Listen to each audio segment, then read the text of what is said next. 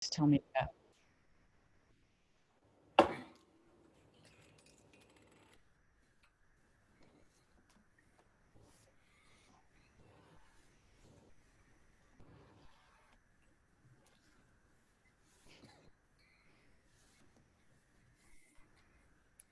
Good afternoon, everybody. My name is Christy Wooten from the Atlanta Press Club. Thank you for joining us today for our online series, The Download. This is where journalists discuss their work, and today we're going behind the stories with award-winning journalists as they discuss their experiences covering the late Congressman John Lewis. John Lewis died on July 17th, 2020, and our featured guests have reported about him during his career and also across last week's many commemorative services from Selma, Alabama to Washington, D.C. and back to Atlanta, where he was laid to rest last Thursday. I would like to remind our audience that if you have any questions for our panelists today, please type them into the chat function or the Q&A panel, both of which can be accessed by clicking on the icons at the bottom of your Zoom window. We'd love your questions, and we know you want to ask these great folks about their experiences reporting on John Lewis. So please enter those. Thank you for supporting the work of the Atlanta Press Club today by being here and joining us on the webinar. Please visit atlantapressclub.org for our upcoming events, to sponsor an event, or to join as a member and donate to the club. So first of all, I'd like to welcome our panelists today. This is really an all-star cast here. I couldn't believe that everybody was available and we're all here together. I'm so proud of this and happy to have everyone. We'll start with Blaine. Blaine Alexander has been an Atlanta-based correspondent for NBC and has reported for NBC Nightly News with Lester Holt, The Today Show, and MSNBC. Previously, she worked as a Washington, D.C. based correspondent for NBC and spent 6 years as a reporter at 11 Alive News here in Atlanta. Welcome, Blaine. Next, we have Nicole Carr. Nicole is an investigative reporter for WSB-TV here in Atlanta. She won a Southeast Regional Emmy for Best Live Reporter in 2017. And before coming to Atlanta, she worked at WTVD in Raleigh and stations in Greensboro, North Carolina, and Nashville, Tennessee. Welcome, Nicole. We also have with us today Erin Haynes, who is editor-at-large for The 19th, which is a nonprofit newsroom covering politics and centering around women. She was previously a national writer on race for the Associated Press and also writes for the Los Angeles Times, the Orlando Sentinel, and the Washington Post. Welcome, Erin. We also have with us today Ernie Suggs. He's an enterprise reporter for the Atlanta Journal-Constitution. He's been writing for the publication since 1997. A veteran with nearly 30 years as a newspaper reporter. He previously reported for newspapers in New York and Durham, North Carolina. Since 2016, Ernie has managed the AJC's award-winning Black History Month project through AJC Sepia, which is the paper's Black news curation site. Welcome, Ernie. Thank you. Thanks for having me. Yeah, so I'm so glad y'all are here to talk about John Lewis. He has been in the spotlight, certainly even before his death. He was in the spotlight in the news recently. I guess his final public appearance was at Black Lives Matter Plaza with DC Mayor Muriel Bowser. And, you know, we've got so many images in our heads from the past few weeks, and I'm just gonna go through some of these and we can start talking about those in a little bit, but just some of the things that we have seen over the past few weeks. This very famous image, which was featured in the Good Trouble documentary. I don't know if our audience today has seen the recent documentary about John Lewis that was released just a few days actually before his death. It's a wonderful documentary that recounts his life from a farm boy in Alabama all the way up to his work in Congress and of course as a leader in the civil rights movement. This is the cover of the AJC. I believe this was I can't see. Do you know if this was just the morning edition right after he died?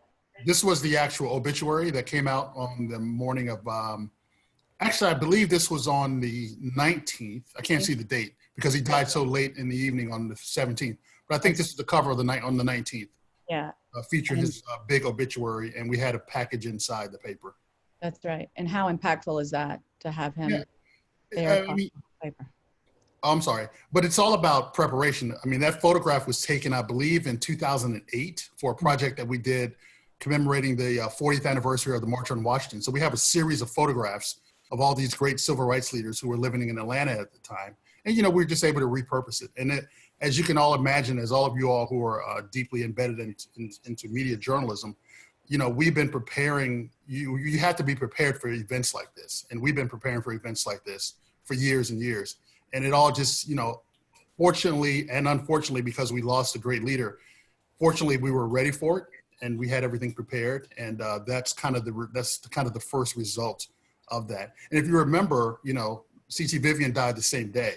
Mm-hmm. So the Saturday paper was devoted to C.T. Vivian, and the Sunday paper, because John Lewis died 20 hours later, was devoted to John Lewis. So it was a whirlwind of events that we were dealing with within the newsroom. Mm-hmm. And not many cities have kind of undergone what Atlanta has undergone in terms of losing so many of their heroes, especially in such a short distance of, other people have passed this year as well. We'll get to some of more detailed discussion about the memorial events that happened last week, but this image was one that certainly stuck with me. The rose petals covering the bridge as he made his final trip over the bridge. And then, of course, this image when he was in the rotunda of the United States Capitol building. That was a really impactful image there as well. The American flag and the socially distanced chairs and everything about that photo is just breathtaking. What we're going to do is I'm just going to go through and ask each of our panelists a few questions about some of their recent coverage. And I'll start with you, Ernie, with the Atlanta Journal-Constitution. Like I said, I feel like I know that I was looking to you every day for several weeks to see what was latest with John Lewis and his health, but then certainly after he did pass. So I don't even know if you know how many bylines you've had in the last few weeks. Yeah, I do. That stuff is very important to us. But it's Ernie and it's John Lewis. So tell me about how that played out and how that affected you, not only just how many things you did write and report on, but kind of the responsibility of owning that, of, you're being the voice of the paper recording, this historic moment. Mm-hmm. First of all, it's great to be on a panel with such distinguished Black women journalists here. And we all know we are all in this business to cover the news, but it's also incumbent upon us as African-American reporters to tell the story of the Black America, to tell Black America's story. And I'm very proud of the fact that I'm able to do that. You ask how many stories I've written since the passing, since July the 17th, when C.T. Vivian died. I've written 23 stories about C.T. Vivian or John Lewis, a majority of those which were on the front page. But it's all about, telling these people's stories and being a witness to what they did and being able to share to share what you have known, to share what you've learned with your readers and your viewers and all that. The week before John Lewis died, I was in Troy, Alabama, visiting his family farm where he grew up raising chickens and, preaching to chickens. His sister gave me 24 eggs from his chickens, which I've enjoyed tremendously. But just being able to tell their stories and just being able to tell such a variety of stories. I'm looking at some of the things in which you've posted, the story about Zernona Clayton, who's an icon here in Atlanta, the story about his statue, the story about growing up in Troy, just so many stories, because these people have led such rich lives. 80 years old, C.T. Vivian was 95 years old. There are tons and tons of stories. And one thing before I close is that, and I'm not sure how my counterparts deal with this, but working from home has given me a different kind of energy, a different kind of flow as to how I do my work. So I've written 23 stories since July 17th, but I'm not tired in a sense because I'm at home and I'm able to write, I'm able to kind of relax. I'm writing stories 2 or 3 o'clock in the morning about different things, and it just becomes part of the whole flow of things. So I feel very blessed to be here in Atlanta. Unfortunately, to have lost, these two gentlemen on the same day, 3 months after we lost Joe Lowry, was very difficult personally and professionally.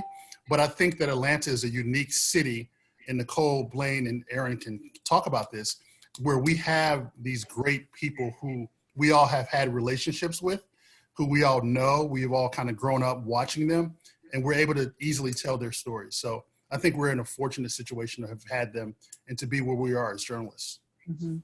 One of the things that I really enjoyed was seeing how the AJC Sepia, and you might want to tell our audience if they don't know what that is, how you have taken the perspective of blending not just reporting, but also elements of culture that were important to these men. And for example, the Spotify playlist that I posted here, the Salute to C.T. Vivian and John Lewis, which not only was a great playlist in terms of the many wonderful songs, but that a lot of those songs had specific meaning or memories to these men in certain points of their career. I know for me personally, when I saw that you had included U2's Pride in the Name of Love, which of course was written for Martin Luther King, and John Lewis has commented on that song and said it was influential to him when it came out in the mid 80s. But just tell us a little bit about Sepia and how things like this are sort of new ways of reporting the whole life of someone like John Lewis. Yeah, AJC Sepia is a platform that I created for the paper about 5 years ago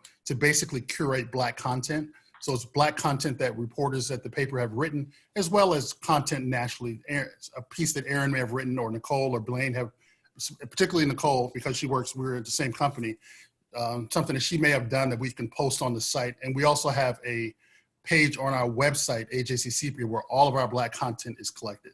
And the reason that I wanted to start that page was to collect those Black stories, but also to give our readers and listeners a different aspect of what Black culture is. Things that don't necessarily fit in the newspaper, videos, Spotify playlists. And, this is a perfect place. This is a perfect example where you can tell another side of John Lewis and C.T. Vivian's story on Sepia through video and audio. So I decided to put together the playlist. It's done very well on our website as well as on Spotify. It just basically kind of recounts the history of the civil rights movement through song and through what C.T. Vivian and John Lewis may have liked. I have a poem on there. It starts off with a poem by Claude McKay, which was which was C.T. Vivian's favorite poets.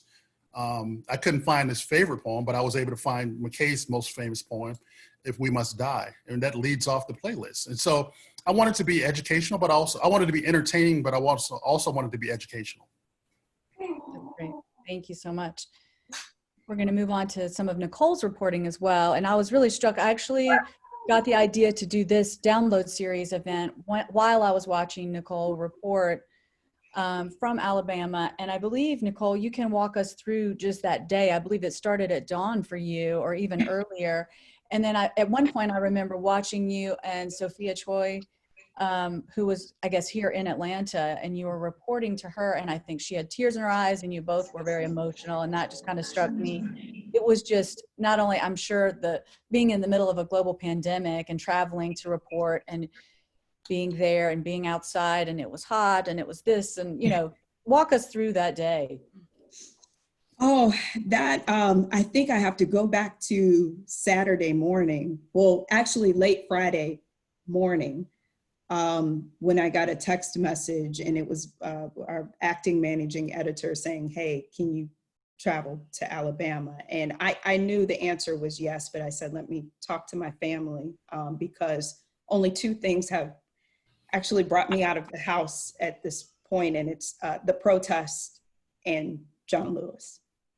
And so we leave my house, my photographer and I left at 6 o'clock Saturday morning and went straight into Troy, changed clothes, went into the first memorial service at Troy Arena, came out, drove to Selma, wrote the 6 o'clock on the way there, and did two pieces there, went to Montgomery, slept for 2.5 hours, and came back to Selma that morning at 4:30 Eastern time to start the show. So it was like, we had a little delirium, but we were working off of a lot of energy because we were both passionate about being there in the moment.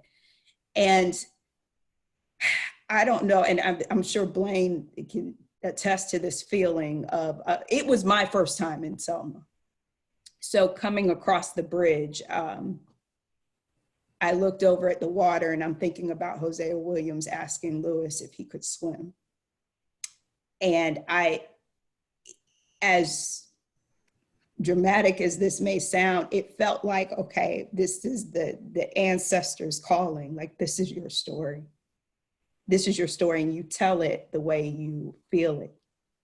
And that's all I could feel. I could just, in the air, it's hard to explain what we were feeling on the ground.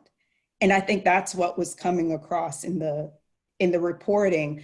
I know we'll talk about the difference between the local and the national reporting in a minute, but locally we had to do hits before hearse was coming to cross the bridge. We had to do hits every half hour throughout the morning show. You got to keep so we're taking some content from the night before in a memorial service. And then I just broke out and said, I just called my mom. I was calling my mom. I said, I wish you were here, because everybody I ran across was in their mid 60s to early 70s talking about living this. And every time that we talked about the civil rights movement in our family, the conversation starts the same way. We lived this. And I was like, oh, Mom, I'm talking to a bunch of you out here. I'm talking to, I'm talking to Aunt Kitty. I'm talking to Aunt Viola. These folks are from this place. And I'm just, really feeling the people who we're interviewing. And also having a moment, and I don't know if you guys had this moment during the reporting, realizing how Black journalists came to be in mainstream newsrooms. It was this moment. And so while it wasn't about us at all, it was about us. It was our story in so many different ways. Here I am, generations separated, but this is how I landed where I am because of the images that we're talking about. We captured those images. We were brought into newsrooms to tell this story, for Ernie to do what he did, to create what he created. And it was outside of my beat. I do investigations. I was not the first choice to go there. I was actually a backup to go there. And I think that was, if you're a believer, I think that was just God placing me in an assignment it was my assignment. Well, it certainly came across, like I said, on screen. I feel, you could definitely feel the emotion. And like I mentioned with Ernie, there's a whole responsibility, as you're saying, to this reporting, that it's deeper than just any other assignment. It's really passing those important stories down and being part of a generation who is able to tell those stories through their eyes, not having necessarily lived at the time when John Lewis, for example, was the youngest speaker at the March on Washington. So it definitely came across, and kudos to you. I really enjoyed watching you that day. I do want to get to Blaine, who was also covering that week and especially reporting back, in a more, I guess, packaged way, because I guess you have to be a little more buttoned up reporting for the Today Show or something like that than you would maybe just for the 11 Alive audience, where we kind of have our own vernacular that Atlantans will understand when we're talking about people, places, and things in downtown or wherever we are in Ebenezer Baptist Church. But how was that, Blaine? I mean, I know you have a lot of experience, many years of reporting from the national level, but having been at 11 Alive, what was it like for you to be there and be in some ways representing Atlanta with your national platform, and also reporting back on a show like the Today Show to share those experiences? Can you talk about that? Sure, absolutely. So definitely glad to be here, glad to be with my fellow journalists, my friends, to talk about covering the story, because I really do count this one of the highlights of my career and one of the honors of my career. Not only covering his homegoing, the 6 days of tributes to John Lewis, but as you mentioned, being an Atlanta journalist, my 6 years being at 11 Alive as a reporter, as an anchor, and covering what really is just this kind of richness of civil rights history in our city. And so I count both of those as career highlights, as honors. And I kind of think that covering his homegoing services was really kind of the culmination of all of that. And so I think that it is interesting because, as you mentioned, it was a I felt fortunate that I was in a place where I could bring an Atlanta perspective to the national platform and bring that perspective to NBC and bring it to the national stage. So we, one of the things we did, I traveled to Selma as well. I'd been fortunate that I had covered Selma twice before. I was there in 2015 when, of course, it was the 50th anniversary. President Obama was there, George Bush was there. That was kind of the big thing. And I covered that for 11 Alive. And then I was there in 2020 as an NBC correspondent, more on the kind of political side. But of course, that was John Lewis's last time being there on the anniversary of Bloody Sunday. So being there for that third time, I remember it was a long day, like Nicole said. There was a lot going on. We started our reporting with the Today Show, with Sunday Today, and so I kind of did what they call as kind of a scene setter. So about a minute and a half crosstalk or so with Willie Geist. And the one thing that I think really struck me about the way that all of these funeral arrangements were laid out was that it was steeped in such symbolism. There was so much symbolism to everything. It was, I mean, even down to the rose petals laid on the bridge, red roses that on a bridge that was once drenched in blood, like crossing on the left side, like just everything about it was so very well thought out. Having the Alabama State Troopers there to salute him as he came down, and those were it was the same agency that beat him and almost killed him years earlier. So I think the symbolism of it was what really got me when I was covering it in Selma. And the fact that I did kind of have that split screen perspective, that I'd been in Selma several times during, what's known as Jubilee, when they come out and celebrate the anniversary of Bloody Sunday, and then to see it on that day.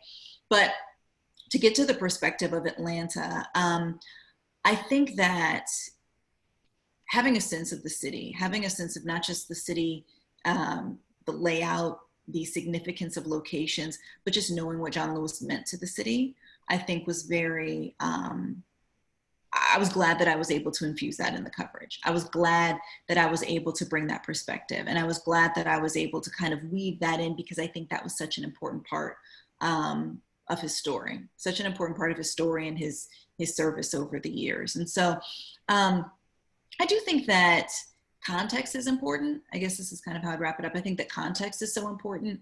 And so one of the things that I really tried to do was bring that context of, knowing that within minutes of his death being announced, people would be at that hero mural, and knowing that, everybody would kind of look and say, oh, this was Martin Luther King's church. But yes, this was the church where John Lewis got married. This was the church where they had the huge funeral for his wife back in 2012 that, I remember, Ernie remembers, like all of us remember this. And so it goes deeper. I think when I'm talking from a national perspective, I think there are these kind of top lines and storylines that are easy to, think about, but unless you kind of have this Atlanta perspective, which all of us are fortunate to have, you can go a little bit deeper and talk more about what the city, what all of this symbolism really means in telling the story of John Lewis and what he meant to the city. That's very true. That context and that depth is definitely something that I guess, Atlanta reporters would be able to understand, when people around the country will understand the importance of John Lewis, but not necessarily the things that we relate to here in the city that made him special to us. And I'll say, if I could say one more thing, I think that everybody, kind of infusing that in, I think that everybody understands that. It's not just an Atlanta thing. I think that, certainly we feel it, those of us who call Atlanta home, or we're from here and moved to other places, like we feel it, we understand it. But some of the feedback I got when I was kind of talking to colleagues and just people who watched our coverage was, there was more, people who watch from a national standpoint know him certainly for Selma, or know him as congressman. But I think that it brought another layer of, just who he was, and kind of, but everybody was able to feel that and also kind of process that as well. Mm-hmm. And I do want to get some more insight from all of you on the funeral itself and some of those speeches that were made. But first I want to get to Aaron. Aaron, one of the things that I wanted to ask you about is, like Ernie, who was writing 23 stories over several days, I feel like I saw you all over TV and different places. And I know you were reporting on things, a few things other than just John Lewis. I know you did some reporting about CT Vivian as well, and you were on the radio and you were here there. But I wanted to talk to you about, I feel like you are a little bit different than our other panelists here in that I feel like some of your reporting is more, I look to you to sort of parse some of the things that are happening in the news every day, not just reporting, but a way to understand what we're going through. And I think that that is something that is, I don't want to say it's specific to print or anything like that, but it's something that is not necessarily going to be found on a TV broadcast. And your ability to then go on television, on whether it's an NBC or a CNN or one of the platforms, and talk about what you've seen to add that extra layer of analysis is, to me, I think, what makes you such a star reporter. So I wanted to ask you too, so you walk me through your week. I really feel like I saw you on TV every day. So beginning with when CT and John Lewis passed, and then the days that followed, just give us a little insight of how that looked for you, who was calling and what they asked of you, and kind of how your week went. Sure, and thank you for giving us an opportunity to gather, because normally the four of us would have been together in Washington this week for the National Association of Black Journalists Convention. It's the 45th anniversary of NABJ this year, so it's going to be really special. So to see all of your faces on a Zoom call is not quite the same, but I'm still so happy to see you nonetheless, and I really just appreciate all the work that all of you are doing and have been doing, on the intersection of race and everything. So, I mean, as you said, I don't officially cover race in America anymore. I did that for the Associated Press for a good part of my career, but I am occasionally asked to kind of weigh in on matters of race because I have an expertise that has earned me, frankly, a certain respect and position in our industry on that topic. So that is kind of how I ended up, writing about this. I'm somebody, I think I'm the only Atlanta native out of the group here. Is that right? Yeah. And so, I grew up with these people in my life, people like Mrs. King and Reverend Lowry, who we lost in March, and Congressman Lewis and CT Vivian and Hosea Williams. Like, these were people who we could see and touch in Atlanta, and that had an impact on us. It shaped our lives, and frankly was the foundation for the Black success and excellence that is aspirational for many Black Americans across the country. And so, it was a privilege not just to grow up seeing them, but then later to cover them as a young journalist for much of my early career. I consider these people to really be the defenders of our democracy, and I consider myself as a Black journalist one of the keepers of their legacy. Prior to this, I had covered the funeral of Coretta Scott King, which some of you may remember was just a really monumental multi-day affair as well.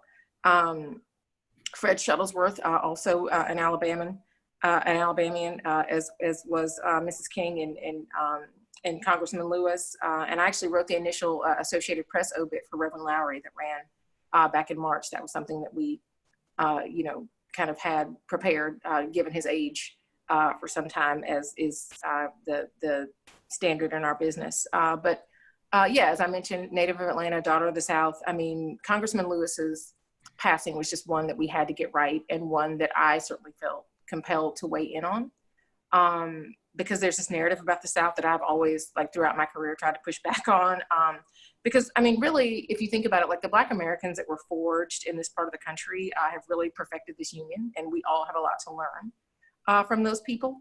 And these are my people, certainly. My mom was somebody who was born in Jim Crow, Florida, and grew up in Jim Crow, Georgia, for much of her, for all of her childhood and some of her adulthood. And so this is very recent history for this country that we cannot let people forget. And I also, I mean, when I last lived in Atlanta, which was 2012,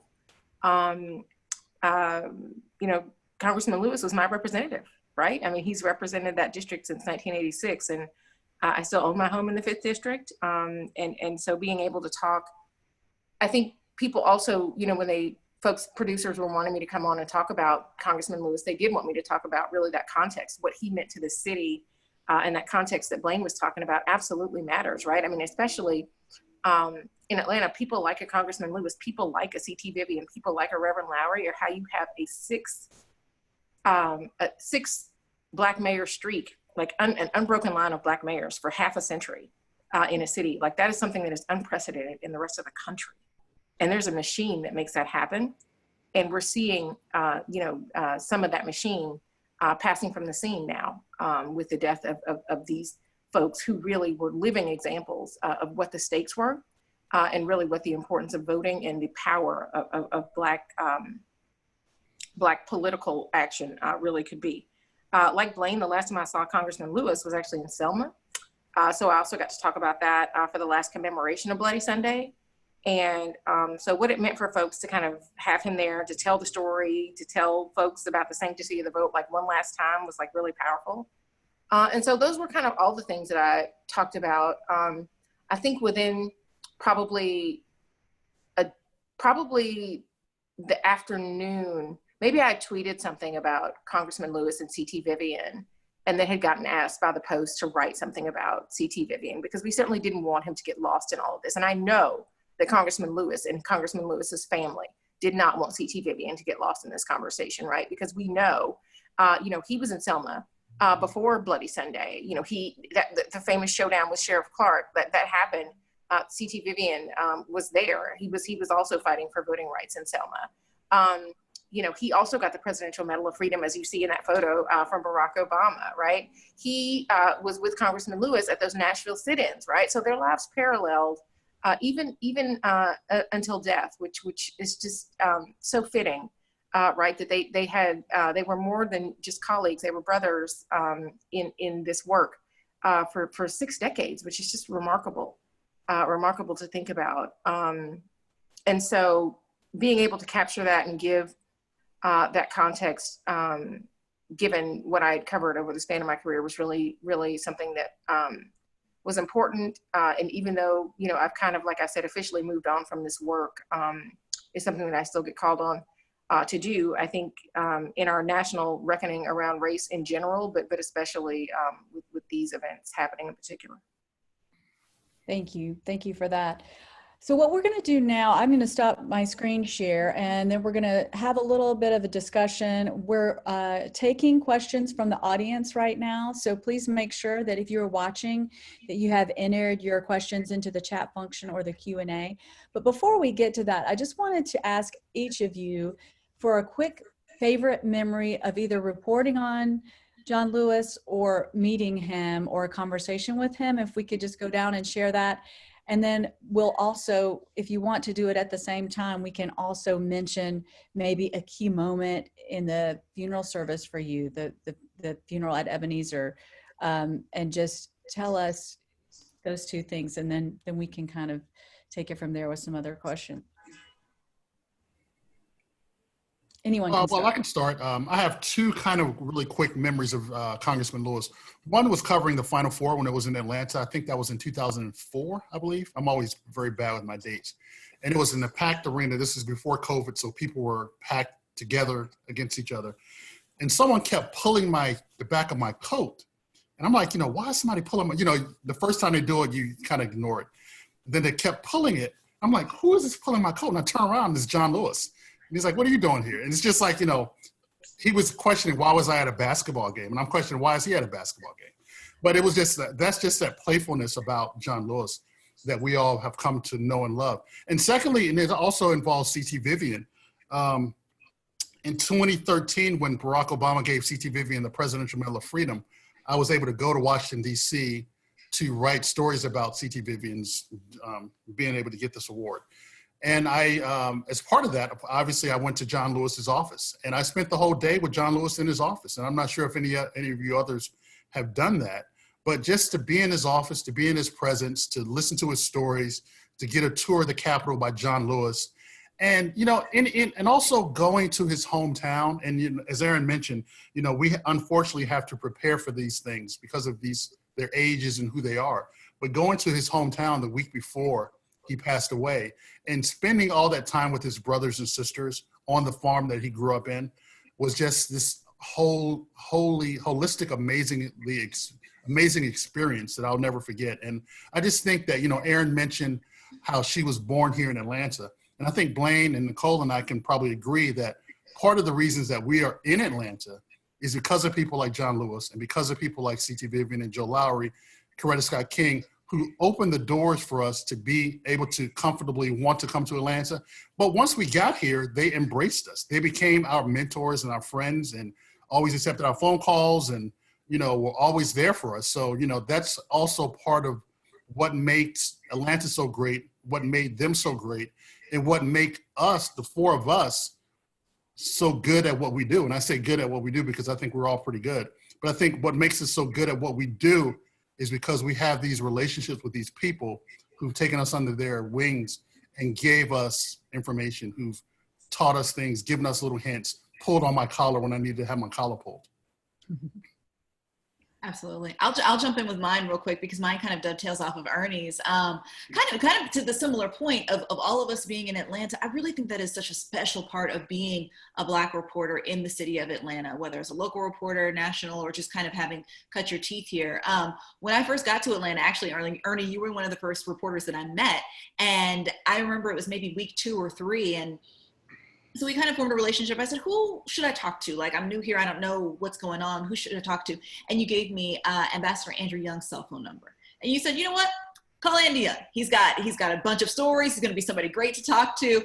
And I spent the better part of a week being nervous to dial that number. But when I finally did and called him, it was the start of just a great relationship. And I just have called him since and just, what do you think about this? How do you feel about this? I interviewed him the day before John Lewis's funeral just to kind of get his perspective and his thoughts on a whole lot of things. And so I really do think that that's such a special part of covering the city. So the two things that the two memories that I have, one is going to Washington and being with him in his office and interviewing him there. But it was on the eve of the opening of the National Museum of African American History and Culture, which, as you guys know, was something that he worked on for years. And there was somebody, when he would introduce the bill, it kept getting shot down. And so to finally have it come true, it was awe-inspiring to be in his office because every single corner of that place is living history. I mean, pictures with presidents, pictures of him speaking at the March on Washington, just, pamphlets, just different things, that encompass the richness of his life. But I think we all know that feeling of wanting something for so long, working for something for so long, and finally seeing it come to fruition. And he had that feeling. He was, I remember starting the piece, I said, there are no words for having a dream decades in the making and being on the eve of seeing it finally come true.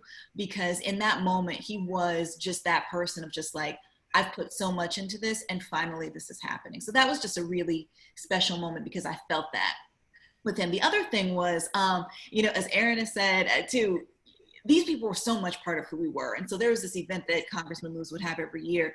It was a multicultural event, kind of like, I think the tagline was uniting the beloved community through arts and culture and song or something like that. And so one year I was fortunate enough to MC this event. It was held outside at a park. And it was so very cool to kind of just see him in his element because everybody will tell you he would stop for pictures, he would take pictures, he would talk to people. But this was shortly after that clip went viral of him where he was dancing to the song Happy. And so somebody put the song on and right in the middle of the thing in his suit and tie, he just starts dancing. He told me stop the program, had me come over. We all started dancing together to this song. And fortunately I have pictures of it, but that was one of just the most special moments. But I really think that was just a testament to who he was. Like you've seen these clips of him dancing and just being happy in the moment. And I will tell you that absolutely happened. He stopped the program. We all started dancing and then we went right back to the program. So that was a special moment. Yeah, he was such a happy warrior, wasn't he? I mean, he really was. And he loved campaigning. I mean, he really didn't have, even if he didn't have any real competition over, the 33 years that he was in office, he loved to campaign. He loved his constituents. I mean, he was basically the unofficial grand marshal of the Inman Park Festival every year. That Grant Park kind of give back that he gave to his constituents every year, just to say thank you for reelecting me over and over again. I mean, people loved that, and he loved it. He loved being able to go to that and to participate in that, which was really awesome. I have a few memories that I can think of too. One, which I'm sure a lot of people, this is how a lot of people got their selfies of John Lewis. I ran into him at the airport once. You know, coming back, I don't know where I was coming back, probably from DC, I guess, or going to DC. And who is there at Hartsfield but Congressman Lewis? And so, of course, you know, I say hi and he recognizes me, Aaron, you know, and he, you know, and we couldn't even, you know, get down the concourse because, of course, every 2 seconds somebody's stopping. Congressman Lewis, we love you so much. Thank you so much.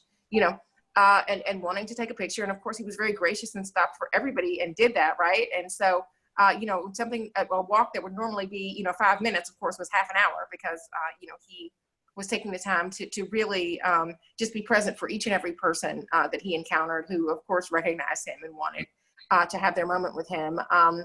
I would say another one, I mean, I also have an experience of going to his congressional office, both in Atlanta and in Washington. The Washington one, it really is spectacular. It's a museum, basically. I don't know what they're going to do with that, but I mean, there's so much in there that really should be memorialized. But even his Atlanta office, I remember one of the first things that I was drawn to in that office, you know, with all of his awards, accolades, photographs of him with dignitaries on display, the one thing that really struck me was that he had cotton in his office, right? To remind him of where he came from, because he never wanted to forget. And he didn't want anybody else to forget that at the end of the day, he was, you know, the boy preacher from Troy, right? Like he wanted people to know that about him, and he was humble, right? I remember one of the last, so, you know, as you all probably know, like, you know, reports of Congressman Lewis's demise were exaggerated, you know, for a while until it actually happened. And, you know, we finally got the call, or, you know, like that, you know, that Friday when it was sounding real, you know, I was really starting to think, okay, well, maybe this actually happened. But it was like 11 at night. And I said, well, you know, all right, if this is real, Ambassador Young is going to be awake when I call his phone. If I call him and he answers, then John Lewis has really passed away, because he's going to be awake because people are going to be calling him. And sure enough, I called, and his wife answered the phone, Miss Carolyn, and she immediately just handed the phone over. And I was just like, okay, well, if he's up, then that means that this is true. And so then for the next 15 minutes, I just, you know, was crying while Andrew Young was talking. I was not interviewing him, actually. I was just kind of trying to get information, but was not really in any state to do that. But one of the things that Ambassador Young said before we hung up was, you know, that if he had to sum up John Lewis in one sentence, it was that there is real power in genuine humility, which is who John Lewis absolutely was, right? And like, that is really what his legacy is, and like a testament to his life. And the best memory that I have of him was that I actually had the privilege of going with John Lewis to cast his ballot for Barack Obama in 2008. I was a reporter that he let tag along with him when he went to his precinct to vote for Barack Obama. And this was actually kind of, it was interesting because in the primary, if you guys remember, he actually supported his good friend Hillary Clinton, which really had some of his constituents kind of like, what are you doing, right? But to be honest, Reverend Lowry was the only person who was out front for Barack Obama from day one, right? Andrew Young was also a Hillary Clinton supporter in the primary, but both of them obviously eventually came around when it became apparent that Barack Obama was poised to become the first Black president. And so John Lewis cast a very enthusiastic vote for Barack Obama. And we were there together, and so many people were, you know, we're just so happy to see him at the precinct casting his vote in person, right? And so happy that he was supporting Barack Obama in that way. And so that was a really special day, and we took a picture that day of him at the polls, and I will always remember him. He was very, you know, he wasn't a very outwardly emotional person all the time, but like he was emotional that day when he got to do that. So I will tell you all, I'm so happy to hear these stories. And if you ever have a moment when you're working and you say, I don't want to bother someone, go ahead and bother them. because you don't know how much time they have left. So I'd always seen Congressman Lewis from afar, down the hallways in Channel 2, walking down. Peachtree Road Race, that, okay, I'm not gonna bother him. And so I did not get a moment with him. I moved here in 2016 and then moved into investigations in 2017. So my moments had been with Ambassador Young and some coverage that we'd had following protests, I think early on in 2017. So the standout moments for me in this coverage as I got pulled in was, I think it was the first interview with Bill Campbell, former Mayor Bill Campbell. So this is where we start talking about the history and coming in and putting context to people, right? Because you can throw out someone's name like Bill Campbell and you might have one thing come to mind, right? His legacy as mayor. Where Bill Campbell took us with Ambassador Young to his bedside, and the story of picking up Ambassador Young, taking him over there in the final days, and laying out that conversation they had with him, which some of it ends up in his New York Times obit, right? And he's talking about voting. His last full sentences. To be able to pick up, call that. And then one thing I kept throwing in the coverage, and this goes back to what Aaron and Blaine were talking about with context. I'm looking at Bill Campbell and I'm saying, okay, you go back to that 1981 election. Talk about the string of Black mayors in Atlanta, but the council didn't flip until it was Bill Campbell and Congressman Lewis and that trio that flipped the council. So all of the themes that we see in his political life right now, you know, oh, he had the support for Hillary and not Obama at first. I'm thinking about what it was like when it was them and then his run for Congress and what was going on between Julian Bond. And Congressman Lewis. And what you get is, and this may sound disjointed, but what I'm getting toward is even in the unpopular decisions, right? The controversy surrounding who you were supporting politically, the one person who everyone can say or describe as staying the same person and having the same spirit and the same goals, it was Congressman Lewis. Like at every point in his political career wasn't all roses and everybody supporting him and all of this. And so getting to talk to those people who were by his side from the beginning of who we know today was, and then hands down, I'll just say we did a primetime special that Sunday after he passed. So Friday night, Sunday night, we're on at 8:00. Zernona Clayton was that interview, which we got a taste of in she's an institution, man. Institution. And she's sitting here. It was like you were at the table in 1967. Absolutely. She'll put you right there. She put you right there. And when she described how they were going to go get this man, her and her best friend Lillian, I almost fell out of my chair. So the moments for me in this week were like these people who could not have taken you any closer. This was, God, interview. That's what it means to live in Atlanta, is to have access to these people. They have been so generous to us for so long. And we, just kind of felt like they were all going to live forever. And nobody wanted to see this day come for any of them. And yet, they left it all on the field, right? They don't owe us anything else. And yet they are leaving us at a time when, this country needs them more than ever. So, it's funny, you mentioned Bill Campbell, because that was really the moment in that funeral for me that felt very Atlanta. I mean, this man was literally redeemed in Ebenezer, speaking about Congressman Lewis. Because y'all know anybody in this conversation that was around for the rise and fall of Bill Campbell knows that we have not seen very much of him publicly since his federal trial, which Ernie and I covered. To see him up there on that stage where he absolutely belonged because of his relationship to Congressman Lewis was really something. I mean, it was remarkable to see that and to have him included in that way, which I know probably meant a lot to him. But I'm sure it meant a lot to that family. And so that was really something.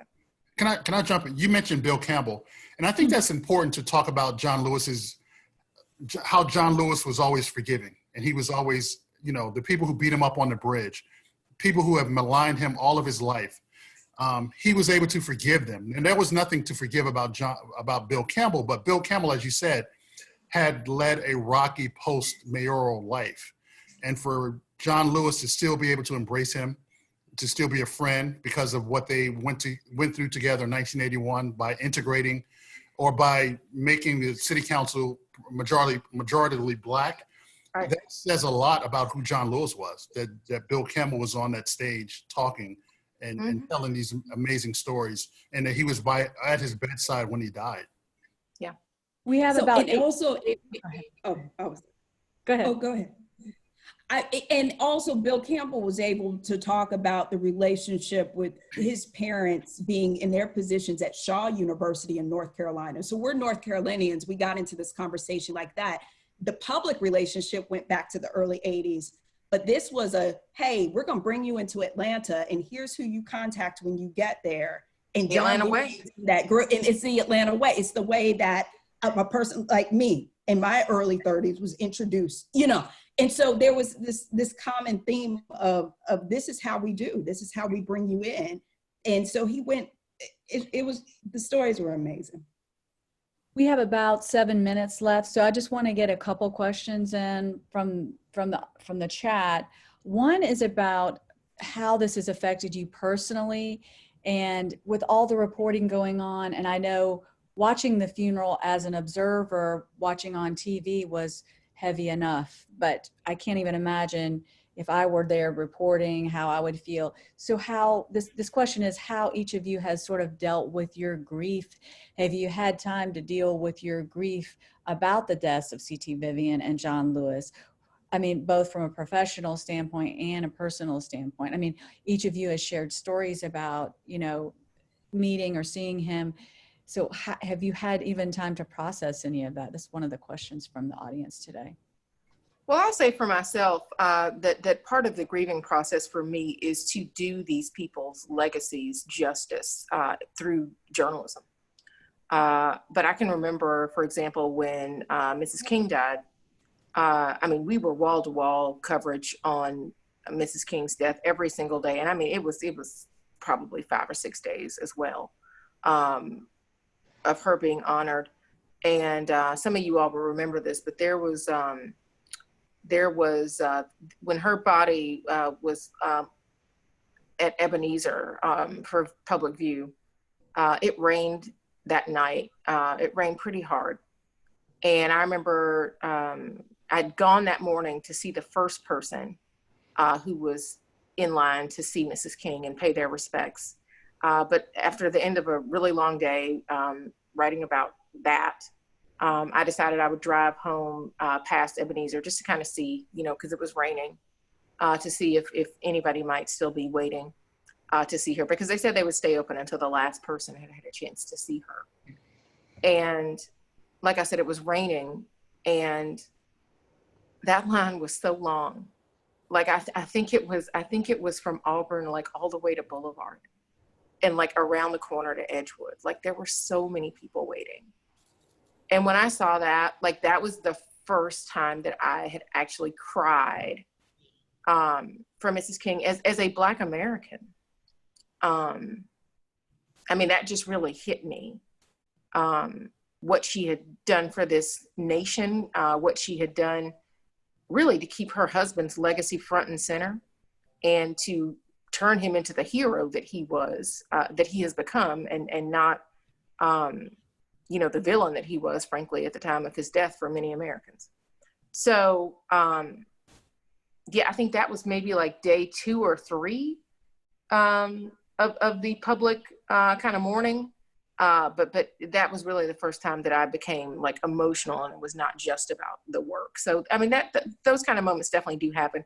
When I was talking to Ambassador Young, like I said, about Congressman Lewis, I was basically weeping because, I mean, I'm thinking about C.T. Vivian, I'm thinking about John Lewis, but I'm also thinking about the fact that Andrew Young is not a young person, and eventually we'll be, doing this for him, and he is my hero. So I do not look forward to that day either.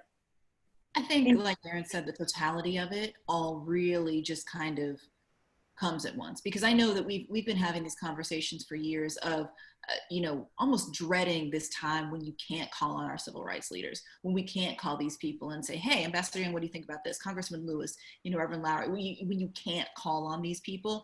And so I think to lose Reverend C.T. Vivian and Congressman Lewis in the same day, it really did kind of strike that, like, wow, these are the people that, my husband and I had this really candid conversation. We almost take for granted because they're here in Atlanta. They've been with us so long. We see them, we can talk to them. They're so tangibly part of our experience. And yes, they've given us so much, but we've experienced it for so long.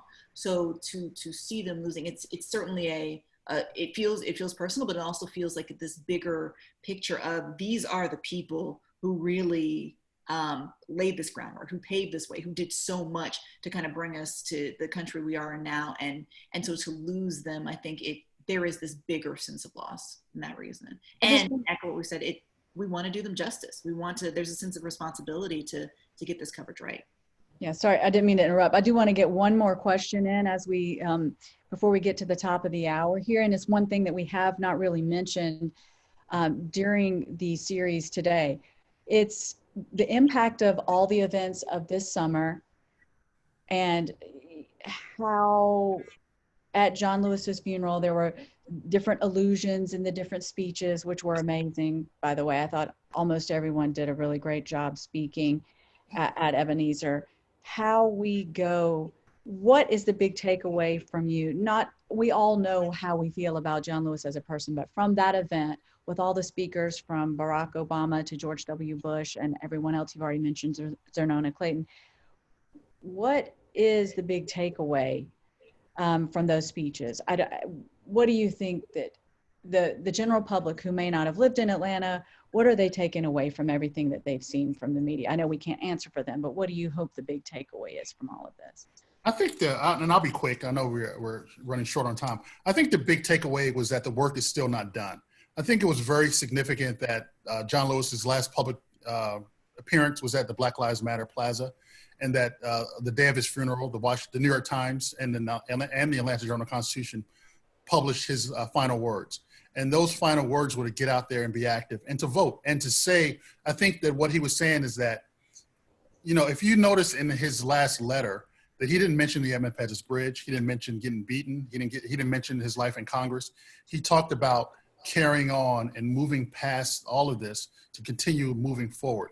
And I think with all the speeches from Barack Obama to Zernona Clayton, to everybody, the bottom line was that to keep the fire going, to vote, and that if you do those things, then you will honor his legacy. So I think that's what a lot of people got out of it. Yeah, I mean, I would say, I was gonna say, it was a service that was part homegoing, like Ernie said, part call to action for Black America, and really for all Americans of conscience to honor his legacy by carrying out his ideals in their own lives. And just the idea, we often forget that the civil rights movement was carried out by ordinary people, right? John Lewis was an ordinary person who dared to be extraordinary and confronted the unacceptable to change the course of human history for all of us. And so I think that is the main takeaway that I had from all of the homegoings that kind of captured the totality of his legacy. And frankly, I don't think we would have seen that kind of public mourning for anybody else in the middle of a pandemic, but that speaks to who he is. Anyone else? I think it is, I'm sorry. No, go ahead. Perfectly okay to call things as they are. We are in a moment where somehow truth is politicized. Truth is still truth. As simple as that sounds, Needs to be said. it needs to be said, and we cannot allow ourselves to look back on this time and say, well, we missed the mark with the truth. And that's not a political thing. It's a right is right and wrong is wrong. So Thank you for that. And thank you everybody for being here today. I think it was a wonderful discussion and really appreciate you taking time out of your work week to be with us. Thank you to Blaine Alexander, Nicole Carr, Aaron Haynes, and Ernie Suggs for being here today. Please note our audience that this event will be available to view online later on the Atlanta Press Club YouTube channel. If you want to learn more about the Atlanta Press Club, see our upcoming events, sponsor our events, join as a member, or make a donation, visit our website at atlantapressclub.org. Thank you for joining us today for covering John Lewis, which is part of our download series. Thank you again, everybody. I really appreciate your words today. Thank you so much. Y'all take care and stay safe. Yeah. Thanks. Thanks so much. Thank you.